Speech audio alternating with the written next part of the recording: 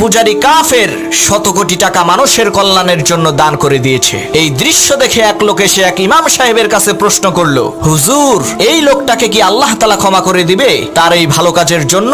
হুজুর বললেন, মোটেও না। তখন লোকটা বলল, হুজুর কেন? আমি তো বিষয়টা বুঝতে পারলাম না। তখন হুজুর বললেন, তুমি যদি এখন তোমার ঘরের মধ্যে যে দেখো তোমার স্ত্রী একজন পরপুরুষের সাথে এমন ভাবে রয়েছে যেভাবে তোমার সাথে থাকার কথা ছিল, তখন তুমি কি করবে? লোকটা বলল, ওই দুইজনকে সহ আমি আগুন দিয়ে পুরো ঘরটাই জ্বালিয়ে দেব। তখন হুজুর বললেন, সামান্য কিছু ভাত কাপড় দিয়ে যদি তোমার স্ত্রীর প্রতি এত দাবি হয় যে তোমার স্ত্রী তোমার সাথে ছাড়া অন্য কারো সাথে স্ত্রী সুলভ আচরণ করতে পারবে না, তাহলে যে আল্লাহ রাব্বুল আলামিন এত সুন্দর করে তোমাকে সৃষ্টি করলেন, তুমি যদি সেই মহান আল্লাহ তাআলাকে বাদ দিয়ে অন্য কারো সাথে প্রভু সুলভ আচরণ করো, তাহলে আল্লাহ তাআলা কেমন করে সইতে পারে বলো? একজন মূর্তি পূজা